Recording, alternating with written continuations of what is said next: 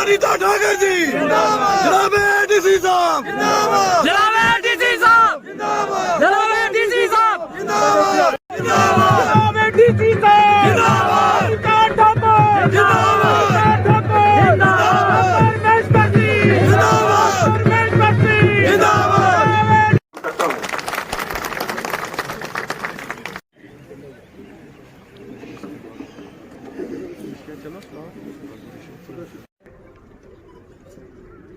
यशवर्धन सिंह जी ने फोन किया और मैंने अपना वादा पूरा किया और ये डेट यहाँ पे रखी।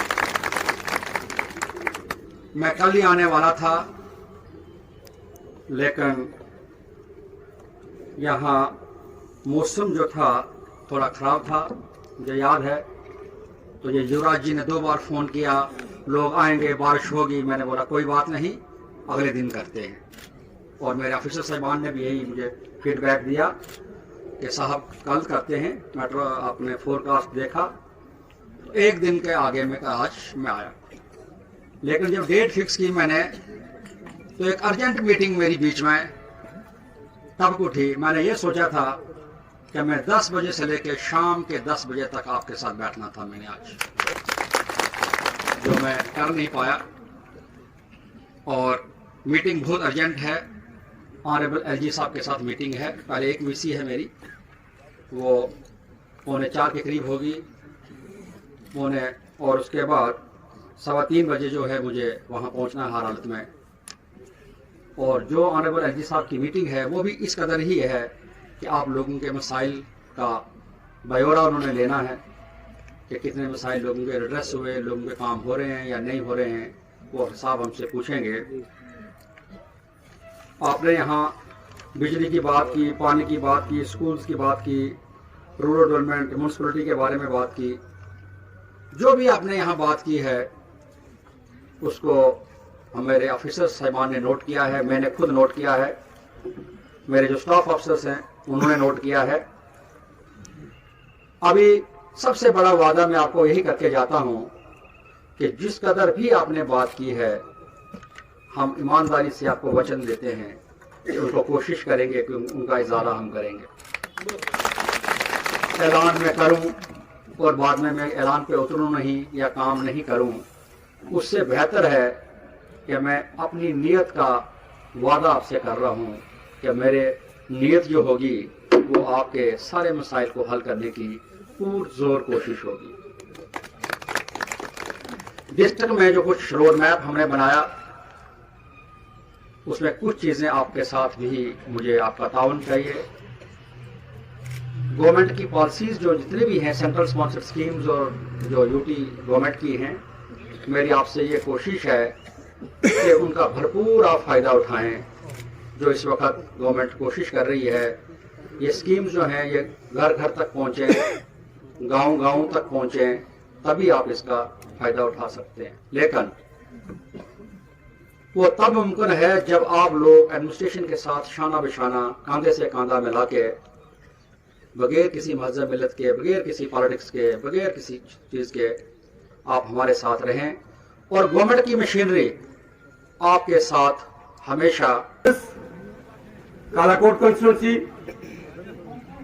और बिलखसूस मोहल्ला और ख्वास का एरिया के रखे, ताकि हम भी डिस्ट्रिक्ट के बाकी लोगों के ऐड पर हो सके। मैं पीडब्ल्यूडी से शुरू करूंगा। सर, यहां पे पीडब्ल्यूडी की रोडों की जो हालत है, मैं कहता हूं कि गाड़ियां तो गाड़ियां, इंसानों का चलना दुश्वार है। पिछले दिनों में एक खुशी की लहर जागी कि तकरीबन सभी रोडें जो हैं उनको ब्लैक टॉप किया जाने वाला है। लेकिन टारगेट रख दिया 31 मार्च के पहले होना है।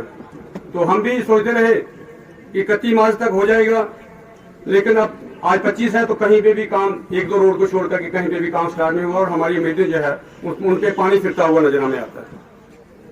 मैं मोगला ब्लॉक की रोडों का जिक्र करूंगा। सर, इसमें कुल मोगला बाया कीर चाबर रोड है, बहुत मुश्किल से 10 किलोमीटर रोड होगी और 2 घंटे में गाड़ी वहां पे पहुंच सकती है।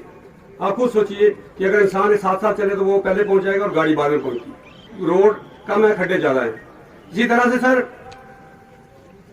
मोगला से ख्वास कोई रोड है, बहुत इंपॉर्टेंट रोड है, तहसील हेडक्वार्टर को मिलाती है, ब्लॉक हेडक्वार्टर को। डीसी साहब जो सब लोगों ने बहुत अच्छा बोला, सारे अपने दुख निकाले, सारी बातें सुनाई, लेकिन जो मेन चीज थी ये सारे सुनाना भूल गए कि कालाकोट कॉन्स्टिट्यूंसी बनी कब। ये लोग इसलिए रो रहे हैं, इनकी डेवलपमेंट इसलिए कम हुई है कि कालाकोट कॉन्स्टिट्यूंसी की लाइफ ही सिर्फ 24 साल है। 1996 में जो कॉन्स्टिट्यूंसी बनी, जो नौशहरा का कटा फटा एरिया था वो डाला गया, और जो दराल का कटा फटा एरिया था वो डाला गया। मैं डी साहब आपको एक बार कोर्ट चलवा ले चलूंगा, जरूर आप मेरे साथ चलेंगे, चाहे एक घंटे के लिए चलेंगे। उस एरिया में 70 साल से लोगों ने गाड़ी नहीं देखी थी, 70 साल से लोगों ने गाड़ी नहीं देखी थी। मैं वहां पैदल गया था, और यहां पे 96 में अशोक शर्मा जी एमएलए बने पहले, और कॉन्स्टिट्यूंसी कोर्ट चलवाल, वहां से त्रियाट और नारियां, जब नौशहरा से सर आते हो तो 5 किलोमीटर ऊपर के वहां तक, और यहाँ बरूल पुल तक और मुरादपुर पुल तक ये कॉन्स्टिट्यूंसी है। इस कॉन्स्टिट्यूंसी को घूमने के लिए इलेक्शन में कोई कैंडिडेट भी खड़ा होता है तो उसको कम से कम 1.5 महीना चाहिए सारी 50 टच करने में। इसलिए हमारे लोग मजबूर हैं, और प्रायोरिटी में जिस साल मैं आपसे रिक्वेस्ट करूंगा कि कालाकोट की तरफ आपका ध्यान आए। इतने काम जो आज मेरे भाइयों ने बताए, बड़ी खुशी हुई, लेकिन इतने काम आप लोगों पे जिस साहब आपके और हमारे कंधों पे बहुत बड़ा ये बोझ आ गया है। हम जितने भी सरपंच साहब यहाँ बैठे हैं, 69 सरपंच, कुछ हमारे डांगरी ब्लॉक के सर मेरे नहीं पहुंच सके यहाँ पे, कुछ मोगला ब्लॉक के भी आज नहीं पहुंच सके, बीडीसी हम सारे बैठेंगे, एक पर्सनल आपको एक दिन बुलाएंगे, सरपंच, बीडीसी, डीडी और सीनियर सिटीजन्स और जो भी लोग आना चाहेंगे यहाँ बैठ के आपसे फिर दोबारा एक बार मशवरा करेंगे। 1 अप्रैल से शायद हमें भी कुछ पावरें आ रही है डीडीसी को, और हमें आपकी मदद से इन गरीब लोगों की मदद करनी है, जो सबसे बड़ा मुद्दा है। इन गरीब लोगों के पास 70% लोगों के पास अपने घर भी नहीं है, और मैक्सिमम लोग कालाकोट कॉन्स्टिट्यूंसी में हैं जो जंगलों में बैठे हुए, जिनके पास एक मरला मालकी भी नहीं है। और ये बड़े दुख से भी कहना पड़ता है कि बहुत गरीब लोग हैं कालाकोट के, और बहुत फारफंग कॉन्स्टिट्यूंसी है। जब अशोक शर्मा जी 96 में जीते तो उन्होंने बड़ी मेहनत की, लेकिन 6 साल में क्या कर पाते, जितना होता था उन्होंने किया। उसके बाद मेरे बड़े भाई स्वर्गीय ठाकुर यशपाल सिंह जी 2 बार यहां से एमएलए बने। डीसी साहब सियोट से लेकर जोड़ तक 1 रोड, और मोगलावाली से लेकर जोड़ तक 2 रोड थी, तीसरी कॉन्स्टिट्यूंसी में कोई रोड नहीं थी। उन्होंने कालाकोट कॉन्स्टिट्यूंसी में रोड के जाल बिछाए, और 80% लोग जिनको लाइट और पोल नहीं था, आज भी मेरे भाइयों ने कुछ लिखा कि पेड़ों पर लटका के ले जा रहे हैं, सिर्फ 20% लोग बचे हैं। 80% लोगों को उन्होंने बिजली पानी की स्कीमें, यहाँ जितने अफसर बैठे हैं आधे से ज्यादा अफसरान ने उनके साथ काम किया है, उन लोगों ने किए।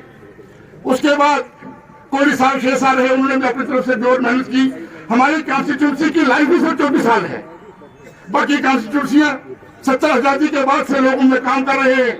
हमारी कॉन्स्टिट्यूंसी कटी फटी है, बहुत दूर दराज है।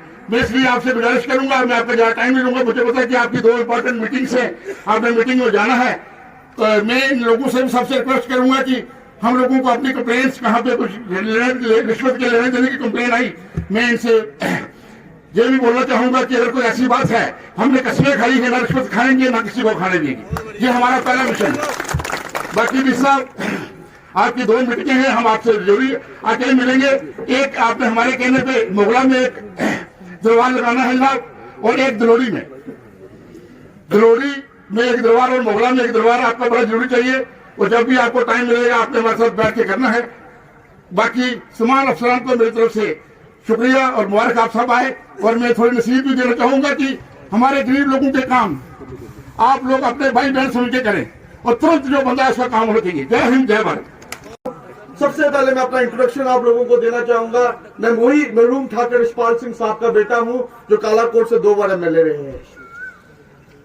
मैं जनाब ज्यादा बातें नहीं करते हुए, क्योंकि सबसे पहले मैं आपका बहुत मशकूर हूं कि आप कालाकोट की धरती में आए, और साथ ही साथ जो आपने जो काला कोट में हैंडपंप ठीक रहा है, जो मैडम अनीता ठाकुर जी ने आपको लिस्ट भेजी थी और म्यूनसिपलिटी चेयरमैन साहब ने लिस्ट भेजी थी, वो हैंडपंप अभी तक ठीक हो गए हैं। पर जनाब अभी कुछ हैंडपंप है हमारी पंचायतों में वो खराब है और जल्द से जल्द ठीक होने चाहिए, क्योंकि आने वाले वक्त में रमजान का टाइम आने वाला है, वो हमारे मुसलमान भाइयों के लिए एक बहुत बड़ी टाइम होता है। तो इस टाइम हैंडपंप ठीक होने चाहिए। साथ ही साथ उन्हीं दिनों में हमारा हिंदू मजहब में नवरात्रों का दिन आ रहे हैं, तो अगर पानी की किल्लत हो तो हमारी माताएं बहनों को रमजान के महीने में बड़ी तकलीफ होगी। जनाब इसको आप प्रेफरेंस दें, क्योंकि 15-12 दिन के बाद रमजान का महीना आने वाला है।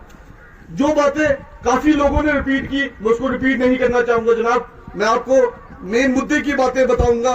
सबसे पहला मेरा जो मुद्दा है वो डेली वेजर्स का मुद्दा है। डेली वेजर्स एम्प्लॉइज 14 महीने से डेली वेजर्स को अभी तक सैलरी नहीं मिली जनाब। 14 महीने।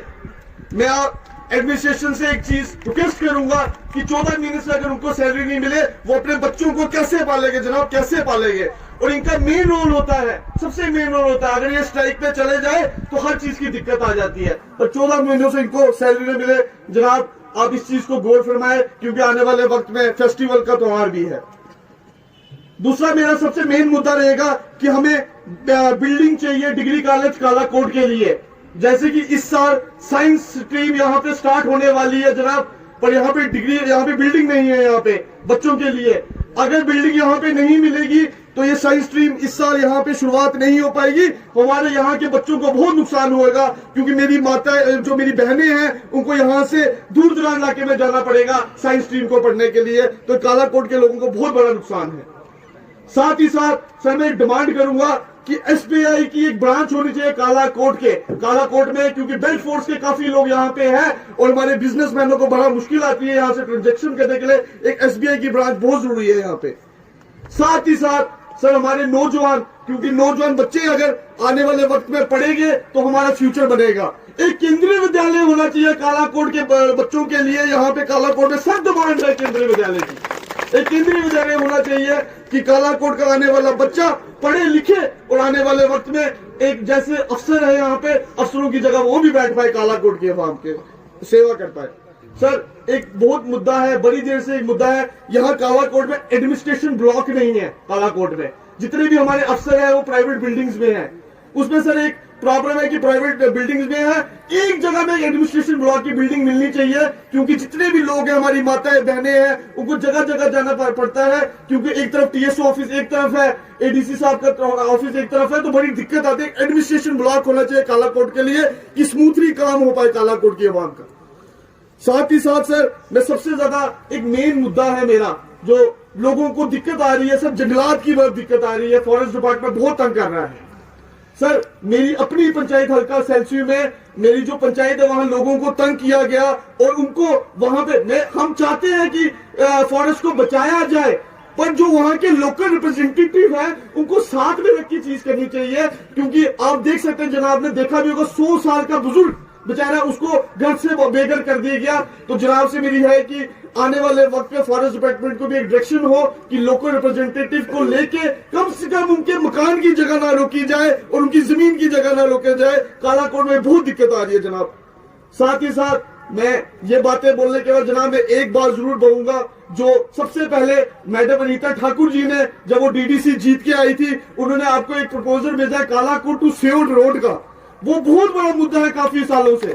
और मैडम ने जब जीत के आई थी तो सबसे पहले रोड वो आप तक पहुंचाई है, कालाकोट टू सेव्ड रोड बनने का बड़े देर से ये मुद्दा है। और मुझे उम्मीद है कि आप जैसे अफसर यहाँ रहेंगे तो ये रोड कालाकोट के अवाम के लिए जरूर यहाँ पे तैयार होगी। सर मैं ज्यादा ना बोलते क्योंकि मुद्दे बहुत है, वक्त की कमी है। जनाब ने भी मीटिंग में जाना है, काफी बातें मेमोरेंडम के थ्रू अनीता ठाकुर जी आप तक पहुंचाएगी और आप तक हम रूबरू होंगे। मैं अंत में आपका और सारी एडमिनिस्ट्रेशन का डीसी साहब मैं आपको एक जरूर बात बोलना चाहूंगा, अब खाली डिस्ट्रिक्ट रजौरी के लिए एक मिसाल नहीं, जम्मू कश्मीर के लिए एक मिसाल है जो काम आपने शुरुआत की है गरीब आवाम के लिए। तो मैं मशकूर हूँ, मैं अपनी पार्टी की तरफ से अपने लोगों की तरफ से आपका शुक्रिया अदा करता हूँ। अंत में एक शेर अर्ज करूंगा मैं आपके लिए और सब लोगों के लिए, और उसके बाद मैं इजाजत लूंगा कि वक्त की कमी है।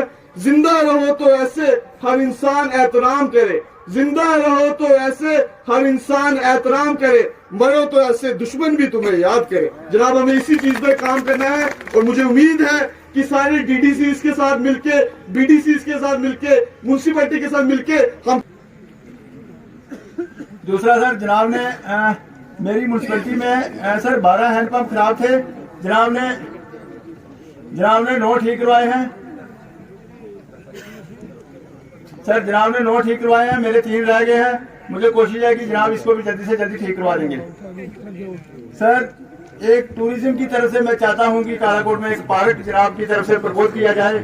हमने पार्क क्या सर, आप मीटिंग अफसर नौशहरा में आए थे जब हमारा माई टाउन माई प्राइड का काम चला था, उसमें हमें 50-50 लाख रुपए, जनाब को पता है 50-50 लाख रुपया विद इन म्यूनसिपैलिटी जो अलाउंस हुआ था, उसमें हमने पार्क का प्रोविजन रखा है। लेकिन सर थोड़े पैसे से पार्क नहीं बनेगा। जो अभी हमारे लोगों ने यहाँ पॉइंट उठाए थे, पैसा वही है जो यहाँ पे लग रहा है माई टाउन माई प्राइड का, और कहीं से हमें कोई 1 रुपया भी नहीं आया सर। और IDMT का जनाब को पता है 10 या 12 लाख रुपया होता है, उसे हम 12 में 2-2 लाख रुपए से क्या काम करेंगे सर।